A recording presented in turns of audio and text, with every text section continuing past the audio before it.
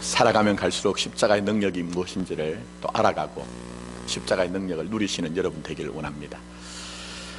오늘 본문의 사건 내용은 아주 간단합니다.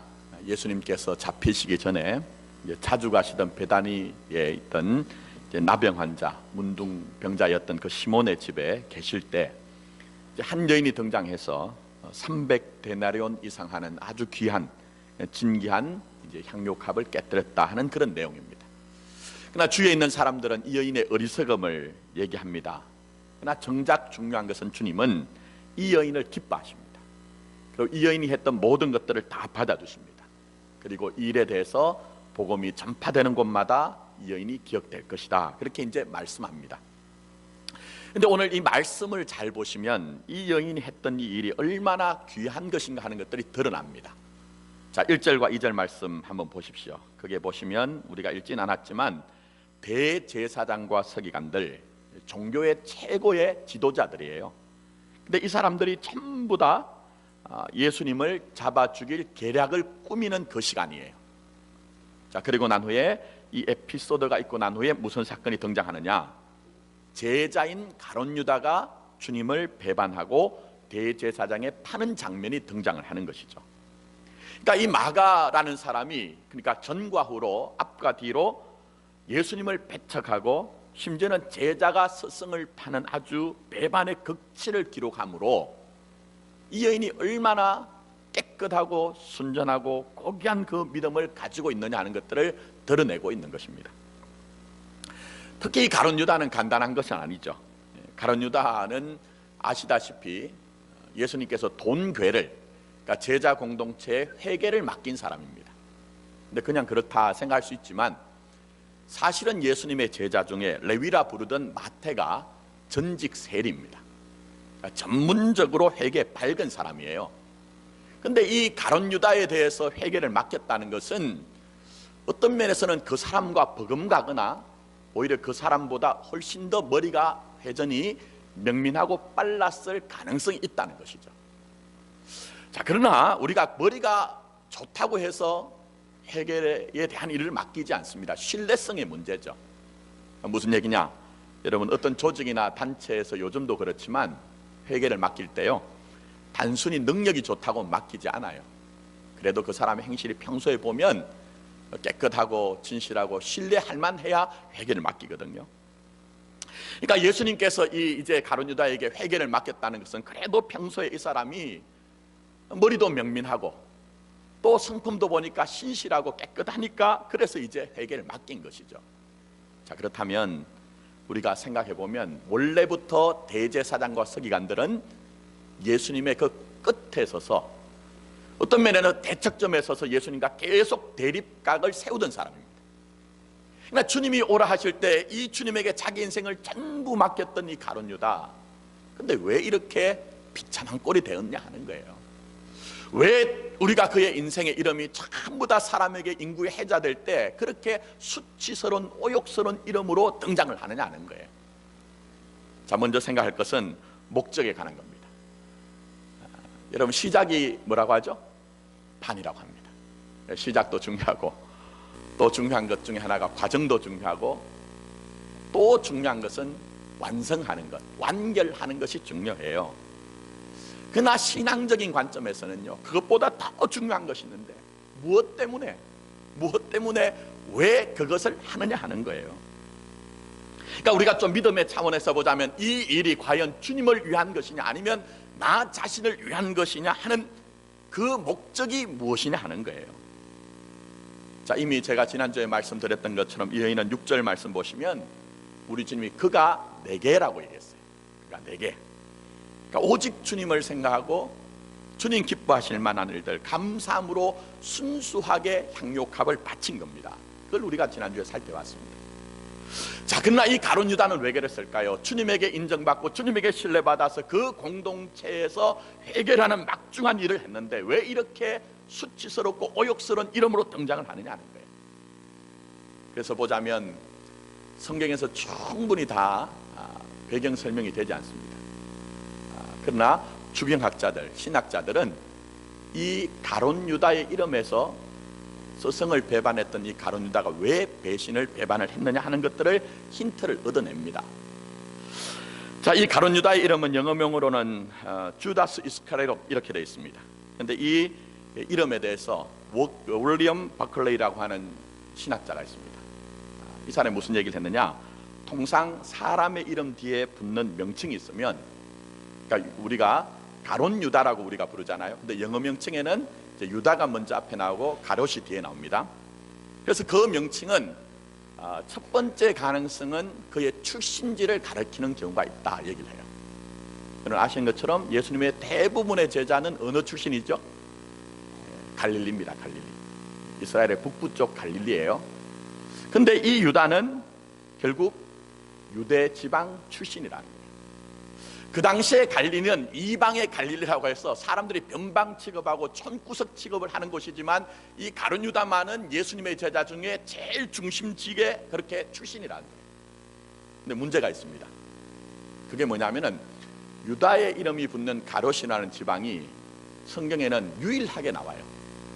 그러니까 우리가 추측을 하기는 예루살렘 근방에 그쪽 남쪽 지역 어디가 가롯 지방이 아니겠느냐 생각을 하지만, 실제적으로 이 가롯이라는 지명이 성경에 등장을 하지 않는다는 거예요.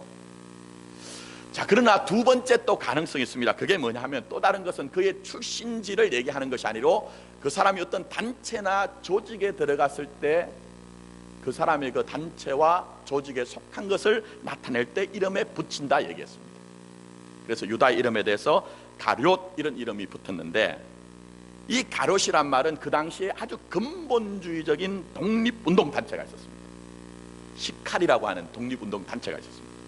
이 사람들은 유대의 독립을 꿈꾸면서 늘 품에 단도를, 칼을 품고 다니던 사람들이었어요. 이 사람들의 꿈의 하나가, 이상이 뭐냐 하면 바로 로마의 압제 신음하는 이 백성들을 해방하는 것이었습니다. 그래서 오늘 이들은 자신들의 나라의 민족의 해방을 가져다 두는 어떤 사람을 기다렸습니다. 그 어떤 사람일까요? 마치 다윗처럼 다시 한번 이 이스라엘의 유대의 영광을 회복시켜줄 메시아를 기다리던 사람이었어요. 근데 오늘 여기에 이 가룟 유다가 어떤 사람이냐, 그 시칼이라는 독립운동단체의, 좀 완곡하게 표현해서 그렇지만 실제적으로는 테러단체의 일원이었다는 거예요. 그럼 우리는 추리를 할 수가 있습니다. 그게 뭘까요? 가룟 유다가 예수님의 제자가 된 것은 주님을 통해서 자신의 꿈과 이상을 이루려고 했다는 거예요.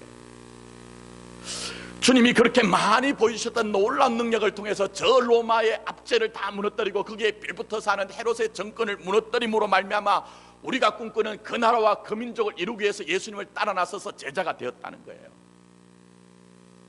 물론 우리도 그렇죠. 예수님 처음 믿을 때 우리의 필요와 우리의 원함 때문에 예수님을 믿는 경우가 있습니다. 자, 예를 들면 어떤 분들이 인생에 큰 문제에 봉착을 합니다.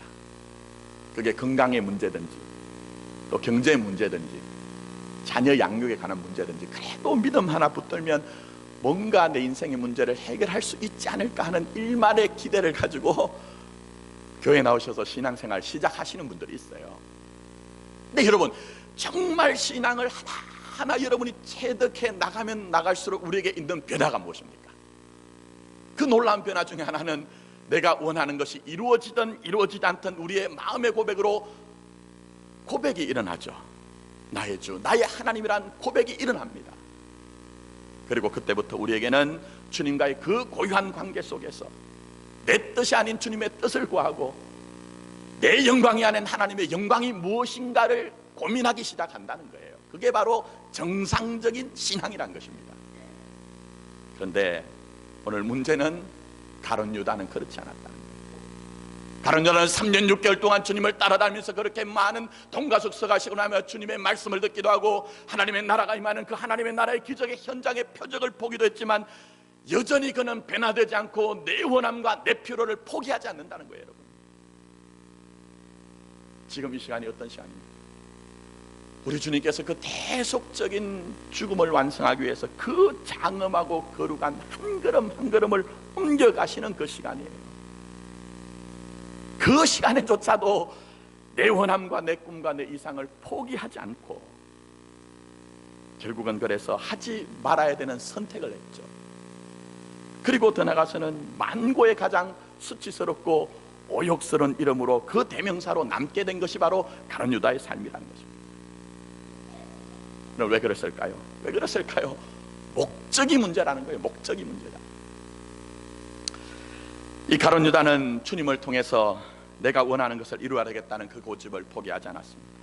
어떤 점에서 가룟 유다가 처음에 예수님의 제자가 되었을 때 다른 사람들이 볼 때는 하나님의 나라가 너희 가운데 임하였느니라 그 말씀에 감복이 되어서 주님을 따라간 것처럼 보였지만 사실은 그는 그 마음속에 야망을 포기를 하지 않았다는 거예요.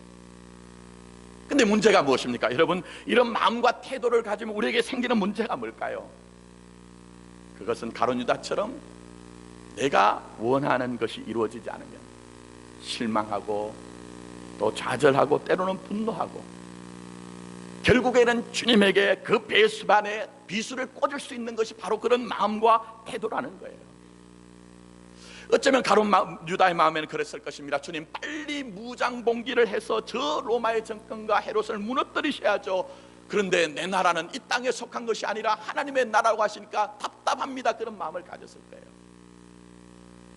또 종국에는 우리 주님께서 말씀하실 때 내가 대제사장과 서기관들에게 죽임을 당해야 되겠다. 아니 그러면 3년 6개월 동안 내가 그렇게 따라다녔는데 그렇게 되면 내 꿈은 어디로 갔는 것이며 그동안의 수고는 다 어디로 간 것입니까? 그런 마음이 들었을 거예요. 그래서 이 가룟 유다가 예수님에게 섭섭하고 원통하고 화가 났을 것이란 것입니다. 그리고 더 나아가서는 그렇게 분노하고 좌절하다가 그의 삶에서 주님을 향한 그 기대와 소망이 컸던 만큼 역으로 오히려 예수님을 팔아버린 사람이 되었다는 것이죠. 근데 문제는 이것입니다. 우리는 가룟 유다를 생각할 때 저 배반자라고 우리가 그렇게 생각을 하지만 사실은 그 비난만 할 것이 아니라 우리의 마음과 우리의 태도를 살펴보자는 거예요. 우리는 때때로 많은 경우에 주님만 사랑합니다, 주님만 사랑합니다 그런 고백을 해요. 그런데 왜 그 고백 속에서 우리가 때로는 섭섭하기도 하고 때로는 우리가 주님에게 화가 난단 말입니다. 그러다가 때로는 우리가 아니 이렇게 믿어야 되겠냐 하는 그런 마음의 목리도 부린단 말입니다. 왜 그럴까요? 왜 그럴까요 여러분? 여전히 우리의 마음 한구석에는 이 가룟 유다처럼 주님이 나를 위해 존재해야 되고 주님이 내 원함과 뜻함만을 이루어 주셔야 된다는 고집이 있기 때문에 그런 것이 아니냐는 거예요. 그래서 이 사순절기를 지나가면서 우리가 우리의 마음과 우리의 삶을 잘 돌아봐야 됩니다. 여러분 한번 보시면 이 사랑이란 것도요 말로 다 표현할 수는 없지만 사랑이란 것도 다 같은 사랑은 아닙니다. 다 같은 사랑은 아니에요. 그래서 정신분석학자이면서 사회학자였던 에릭 프롬이 그런 얘기합니다. 사랑에 두 가지가 있다. 하나는 성숙한 사랑이 있고 하나는 미숙한 사랑이 있다. 미숙한 사랑이 있고 성숙한 사랑이 있다. 그렇게 얘기를 했어요. 자, 그러면 미숙한 사랑이 뭡니까? 이 에릭 프롬은 이렇게 얘기합니다. 나는 당신을 사랑한다. 왜냐하면 너가 당신이 필요하기 때문이다. I love you because I need you. 이게 미숙한 사랑이라는 거예요 여러분. 반면 나에게 당신이 필요합니다. 왜냐하면 나는 당신을 사랑하기 때문입니다. I need you because I love you라고 했어요. 이게 성숙한 사랑이라는 거예요. 그렇게 보자면 여러분 아주 미묘한 것 같지만 큰 차이가 있죠. 가룟 유다는 나는 당신을 사랑합니다. 왜냐하면 나는 당신이 필요하기 때문입니다. 사실은 주님과의 그 절대적인 관계 속에서 존재론적으로 주님을 사랑한 것이 아니라 사실은 주님을 그렇게 따라다니는 것이 전부 다 주님을 수단과 방법으로 내 이상과 내 원함을 이루는 수단화를 해버린 것이 가룟 유다의 모습이라는 거예요 여러분. 그러나 역으로 향유옥합을 깨트린 일을 보십시오. 그야말로 나에게 당신이 필요합니다. 주님 나에게 당신이 필요합니다. 왜냐하면 나는 주님을 사랑하기 때문입니다. 지금 이 여인이 자기의 중심으로 주님을 사랑하는 것은 누구의 칭찬을 바라고 한 것이 아닙니다. 누구의 인정을 바라고 한 것이 아닙니다. 그저 받은 바 하나님의 은혜가 크니까, 그저 받은 바 사랑이 너무나 크기 때문에 그 사랑의 감복에서 주님 앞에 서 있는 것으로 그렇게 향유옥합을 깨뜨린 것입니다. 그래서 여러분, 우리의 신앙, 우리가 주님을 사랑한다는 것 정말 잘 살펴봐야 돼요. 잘 살펴봐야 돼요. 우리가 사랑을 하지 않는 것은 아닌데, 사랑한다고 하면서도 여전히 왜 이렇게 외롭고 고독하고 고통스럽냐 하는 거예요. 다른 연유에 있는 게 아니죠. 가만히 보면 사실은 우리도 가룟 유다처럼 가장 사랑한다고 하지만 그 사랑조차도 내 안에 있는 이기적인 욕망이 숨어 있다는 거예요. 내가 사랑하는 것도 사실은 가만히 보면 내가 사랑함으로 말미암아 내 자존심과 내 원함을 이루고자 하는 마음이 우리 속에 있더라는 거예요. 그래서 정말 사랑하는 것처럼 보이지만 사랑하면서도 우리가 여전히 자유롭지 못하고 사랑받으면서도 오히려 불행한 것이 우리의 모습이라는 거예요, 여러분. 그렇기 때문에 이 사순절기를 맞아서 다시 한번 우리의 목적을 분명하게, 다시 한번 우리의 목적을 분명하게 해야 됩니다. 우리의 삶의 목적, 우리의 신앙의 목적이 오직 주님이 돼야 된다. 누구를 바라보고 하는 것이 아니라 이 향유옥합을 깨뜨린 이 여인이 내게 한 것이라 주님을 바라보고 주님께 한 것처럼 우리의 마음과 생각과 결정의 전부가 주님 안에서 되어지기를 원합니다. 더 나아가서 두 번째로 생각할 것은 결론의 문제입니다. 결론의 문제. 자, 8절 말씀 한번 보십시오. 자, 8절 보시면 그는 힘을 다하여 내 몸에 향유를 부어 뭘 준비했다고 했습니까? 내 장례를 미리 준비하였다. 제가 길게 설명드릴 시간이 없습니다. 주일 대회는 수요일날 나오시면 성경을 조금 더 깊이 들어갑니다. 얘기를 하는 이유는 수요 기도에 조금 더 나오시라는 얘기입니다. 자, 보시면 유대인들이 기름을 붓는 경우가 몇 가지 나옵니다. 근데 그 가운데 하나가 오늘 여기처럼 사람을 장사 지낼 때 기름을 붓습니다. 그래서 주님께서 내 장례를 미리 준비하였다, 그렇게 얘기를 하고 있습니다. 그러니까 이 여인이 향유옥합을 깨뜨릴 때 어떤 점에서는 이미 주님이 십자가의 죽음을 예고했기 때문에 분위기상 알았을 수도 있고 또 알지 못했을 수도 있지만 이 향유옥합을 깨뜨린 것은 전부 다 십자가에 달려 돌아가실 주님을 위해 준비한 것이라는 거예요. 그러나 더 중요한 의미가 있습니다. 사실은 오늘 이 여인의 행위는 결론적으로 말씀드리면 이 향유옥합을 깨뜨리는 순간에 주님의 십자가에 동참을 하고 있다는 거예요. 주님을 바라보고 주님과 함께 그 십자가로 이 일을 행하고 있다는 거예요. 제가 말씀드린 것처럼 주일날 이것을 찬찬히 설명할 시간은 부족합니다만 한번 잘 따라보세요. 자, 주님께서는 이 여인이 향유옥합을 붓는 것을 내 장례를 준비하는 것이다, 그렇게 우리가 이미 살펴봤습니다. 근데 보시면 이게 무슨 의미가 있느냐. 자, 1절과 2절 이미 말씀드린 것처럼 대제사장과 서기관들이 주님을 주기 위해서 혈안이 되어 있는 시간. 그래서 이 시간은 사실은 시편 23편에 나오는 사망의 음침한 골짜기를 주님이 지금 통과하고 있는 시간이에요. 이건 제 얘기가 아니고 신학자들이 하는 얘기입니다. 무슨 얘기냐? 놀라운 것은 예수님보다 한 1000여 년 전에 다윗이 마치 이 나병 환자 시몬의 집에서 이런 일이 있었던 것을 곁에서 본 것처럼 1000여 년 전에 다윗이 이 상황을 시로 기록했다는 거예요. 그래서 시편 23편은 다윗의 시기도 하고 여러분의 고백이기도 하고 더 나아가서는 메시아가 되시는 예수님의 일의 사역에 대한 것이라고 밝히고 있습니다. 자, 그러면 주님의 상을 한번 생각해 보세요. 자, 1절 다시 한번 보시면 이틀이 지나면 뭐라고 했습니까?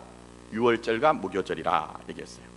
자, 이틀 후면 대제사장과 서기관들이 예수님을 고발하고 백성들의 함성 속에서 주님이 마치 도수장으로 끌려가는 한 마리의 그 양처럼 처절하게 그렇게 참혹하게 죽어야 되는 시간이 가까우고 있다는 거예요.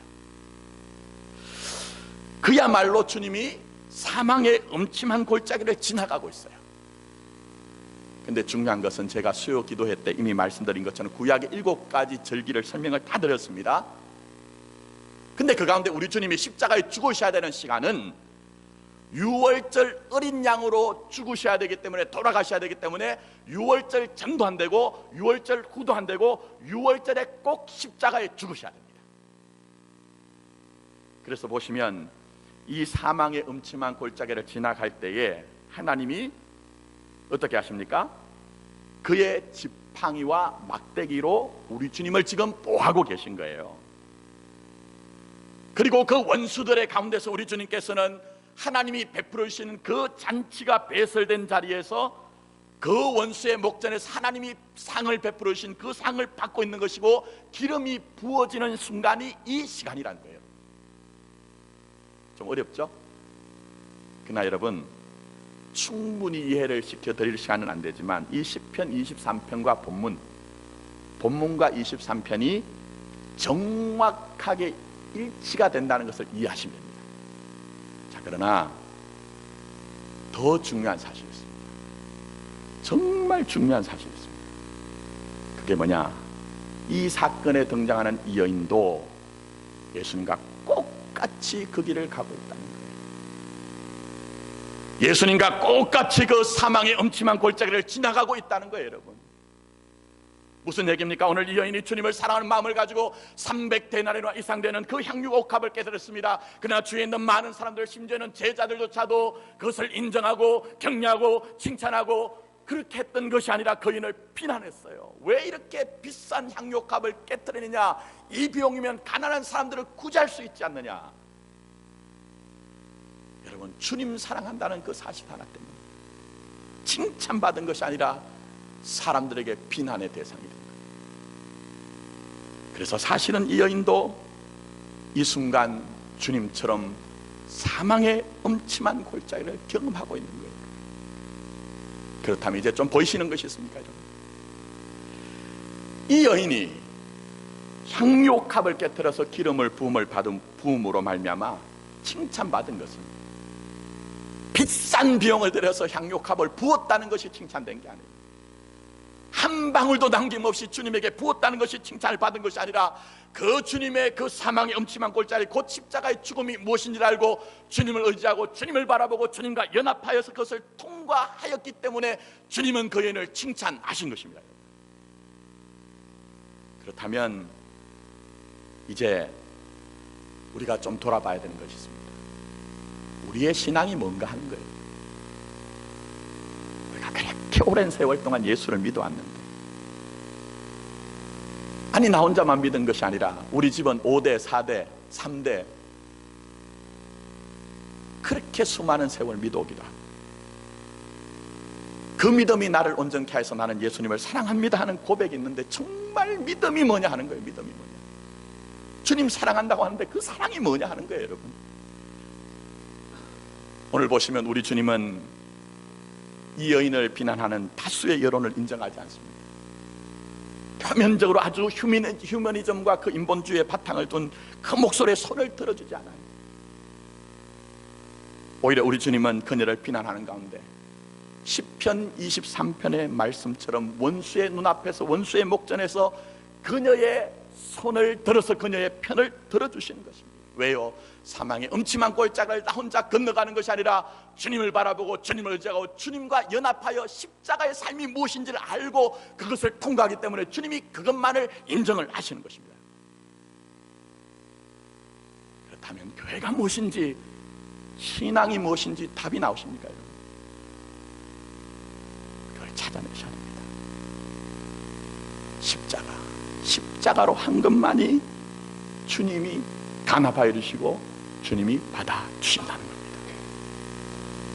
마치 이 여인이 온갖 비난과 오해 속에서도 그 사망의 음침한 골짜기를 주님을 바라보고 지나가는 것처럼, 그 사망의 음침한 골짜기 가운데 주님을 의지하여서 주님과 함께 연합되어 건너간 것처럼, 그렇게 할 때만 주님이 그것만을 단합하여 주고 그것만을 받아주신다는 거예요. 여러분, 그렇기 때문에 우리는 다시 한번 교회와 신자의 시작과 과정과 결론이 전부 십자가로 결론 나야 된다는 것을 이해를 하셔야 됩니다. 아무리 오늘 이 여인을 비난했던 많은 사람들이 논리적으로 타당한 얘기를 하기도 하고 또 그럴싸하게 굉장히 의로운 것들을 얘기하는 것처럼 보이지만, 그러나 십자가가 사라진 것은 아무것도 아니기 때문에 그것을 이해하고 오직 십자가로 되어진 것이 우리의 인생이 되고 우리의 믿음이 되어져야 된다는 것을 인정하는 우리 교회와 우리 자신이 되어져야 된다는 것입니다. 그래서 보시면 제가 이런 설명을 사실 주일날 예배 때, 2부 예배 때 드려도 여러분이 다 이해가 되지 않잖아요. 제가 좀 실제적인 얘기를 하겠습니다. 누구를 이제 지칭해서 한 건 아닙니다. 그냥 목회를 쭉 하다 보니 그런 일이 있더라고요. 때때로는 목회를 하다 보면 그런 경우가 있습니다. 어떤 분들이 신앙생활을 하는데 복음이 뭔지를 모르니까 내가 열심히 예배드리고 내가 열심히 봉사하고 헌신하고 헌금을 하는데 어떤 마음 상태로 하느냐, 내가 내 것을 가지고 하나님께 보태어 드린다는 어떤 느낌을 가지고 하시는 분들이 계세요. 그런데요, 이런 마음 상태를 계속 유지를 하면 자칫 잘못하면 어느 상태로 넘어가느냐 하면 가끔 이런 경우를 보게 됩니다. 교회 다 사람 사는 곳이잖아요. 그래서 다 마음에 드는 건 아니거든요. 때로는 사실은 교회에서 제일 마음에 안 드는 게 목사입니다. 목사 제일 앞에 설교도 하고 자주 만나니까 목사가 마음에 안 들 수도 있고, 아니면 내 곁에 있는 사람이 또 sak히 그렇게 딱히 마음 구석에 이렇게 들어오지 않는 경우도 있고, 또 그게 아니면은 일을 하다가 그게 마땅치 않든지 어쨌든 이제 좀 마음이 불편한 경우가 있어요. 근데 여러분, 십자가로 하지 않는 사람들의 삶의 형태와 결과 어떻게 되는지 아십니까? 때론 표현은 하지 않더라도 이런 상태가 되죠. 봐라, 내가 말이야, 내가 예배드리지 않고 내가 헌신하지 않고 내가 헌금하지 않으면 그러면 너희들끼리 한번 잘 해봐, 그러면 잘 돌아가나 봐, 이런 마음 상태를 가지더라는 거예요. 비록 그게 표현이 되지 않더라도. 그러나 여러분, 하나님 이거 받지 않으세요. 절대로 받지 않으세요. 여러분 아실 것은 하나님은 우리의 것을 받아서 하나님의 나라를 유지하시거나 확장하지 않습니다. 절대로 그렇게 하시는 분이 아니에요. 우리가 하지 않는다고 하나님이 절대로 하나님의 나라에 대해서 손해를 보시는 분이 아니에요. 왜냐하면 잘 생각할 것은 하나님은 돌들로도 아브라함의 자손을 대신할 수 있기 때문에 우리 교회가 하지 않으면 다른 교회를 세워서라도 하십니다. 만약 여러분들이 하시지 않으면 다른 사람을 얼마든지 하나님께서는 이렇게 하셔서 하나님의 나라를 일을 하신다는 거예요. 여러분, 다만 우리 교회와 우리의 영혼이 손해보지 않게 하기 위해서 하나님은 여전히 우리 교회와 우리 인생을 향해서 말씀을 통해서 지금 우리를 초청하고 계신 거예요. 어느 자리로? 십자가의 자리로. 십자가의 자리로.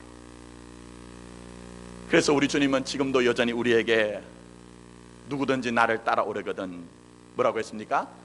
자기를 부인하고 뭘 지라고 했습니까? 자기 십자가를 지고, 자기 십자가를 지고 나를 따를 것이라. 그 음성을 우리에게 여전히 들려주시고, 교회와 신자 된 자를 우리가 원하고 우리가 필요한 것을 채우는 자리가 아니라 그 십자가를 정확히 아는 자리로 지금 우리를 끌고 가시는 것입니다. 여러분, 그래서 여러분, 때로는 힘들고 어렵고 고달프고 이해가 되지 않더라도 전부 십자가로 이해하십시오. 다 십자가로 이해하십시오. 만약 십자가가 아닌 것이라면 여러분의 원함과 뜻함이 이루어졌다 할지라도 결국은 여러분의 것이 아닐 가능성이 있고, 더 나아가서는 주님의 것이 아닐 가능성이 더 많다는 것입니다. 왜 그렇습니까? 제가 계속 강조하는 말씀, 마태복음 7장이죠.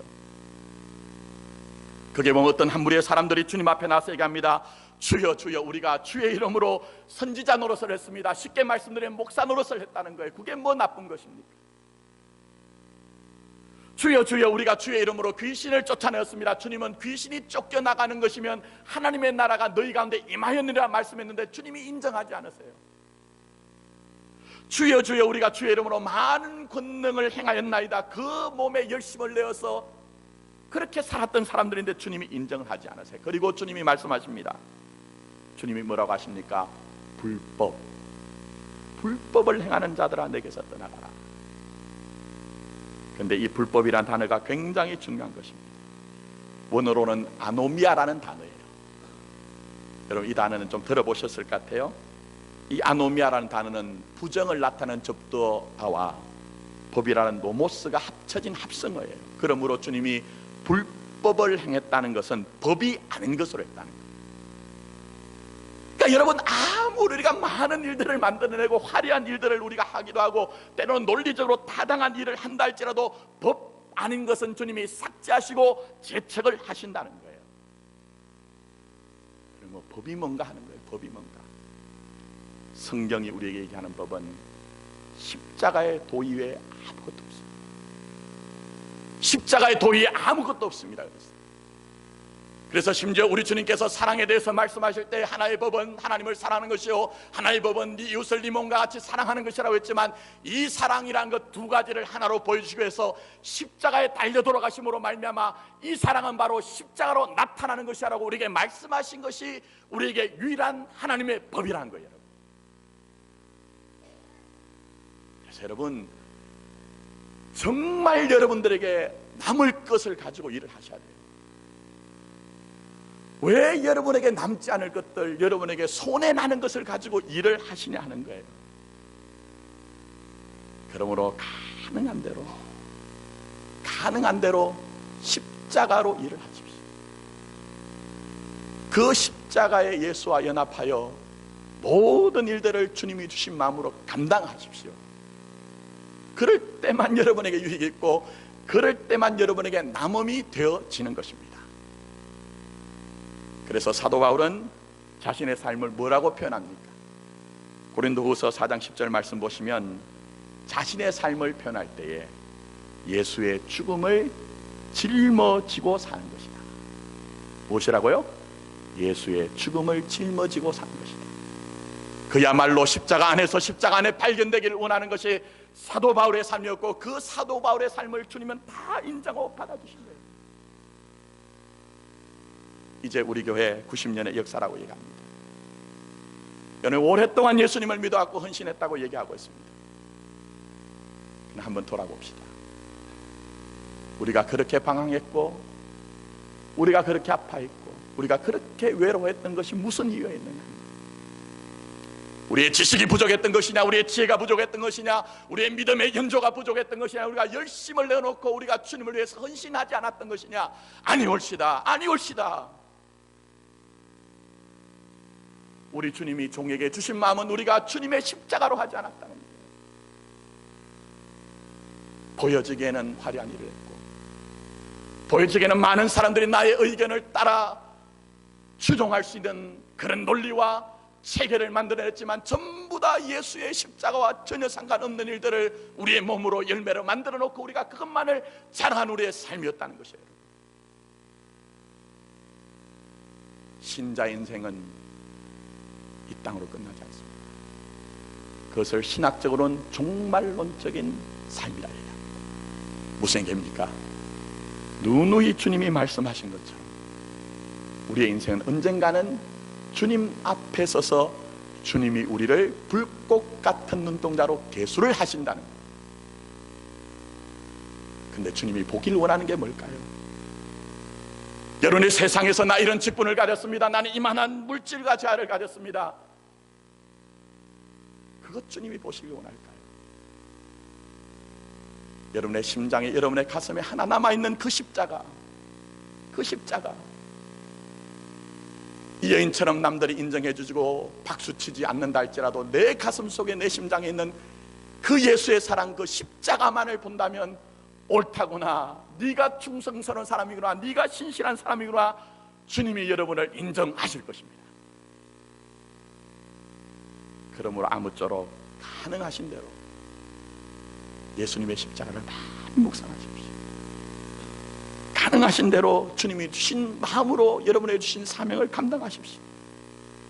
여러분의 가정, 여러분의 자녀 양육, 여러분의 직장생활, 여러분의 사업 전부 다 주님과 연합하여 사망의 음침한 골짜기를 지나가는 여인처럼 그런 마음으로 감당하십시오. 그럴 때 우리 주님께서는 분명히 그 십자가로 여러분을 온전케 하실 것이며 그 십자가에 넘어 있는 부활이라는 하나님의 영광을 우리에게 알게 하실 것입니다. 이제 말씀을 맺습니다. 십자가에서 아들을 내어주신 아버지 하나님의 사랑이 여러분에게 부어져 있습니다.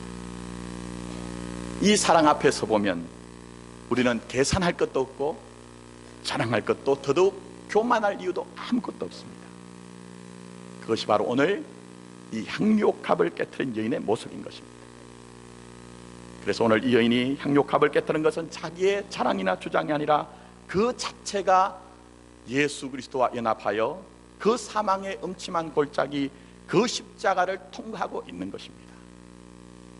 그리고 우리 주님은 그것만을 받아주시는 것입니다. 그러므로 여러분, 정말 주님이 여러분의 모든 것인 것처럼 예배드리십시오. 정말 주님이 여러분의 모든 것인 것처럼 헌신하십시오.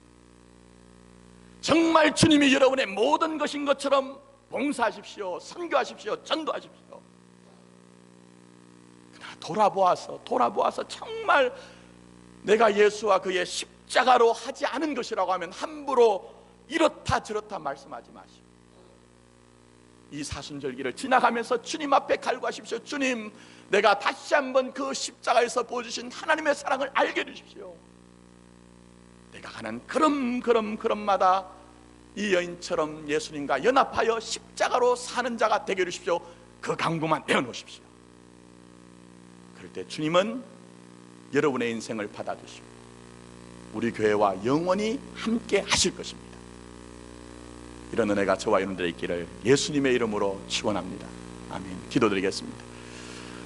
복음이 무엇인지 알지 못하고 진리가 무엇인지 알지 못해서 이 여인을 바라볼 때 300데나리온이라는 큰 비용을 들여서 주님께 부었다. 한 방울도 남김없이 주님께 부었다. 그래서 칭찬이 된다고 얘기를 합니다. 전부 다 알지 못하는 것입니다. 오늘 이 말씀을 우리에게 주시는 이유는 바로 이 여인은 사망의 음침한 골짜기를 주님 바라보고 주님과 연합하여 십자가를 알기 때문입니다. 오늘 이 시간 예배 드리는 모든 믿음의 사람들, 종교로 머물지 말게 하시고 인본주의로 우리 인생을 생각하지 말게 하시고 세상의 초등학문으로 우리의 몸을 맡기지 않게 해주시고 우리를 부르시는 예수의 십자가 바라보게 하시고 오늘 이 여인처럼 예수와 연합하여 우리 인생의 모든 길들을 건너가게 하여 주셔보소. 그래서 우리 교회도 예배 가운데 믿음의 사람들도 주님이 인정하고 주님이 칭찬하는 믿음의 사람들이 되어지게 하여 주셔보소. 이 모든 말씀 예수님의 이름으로 기도드립니다. 아멘.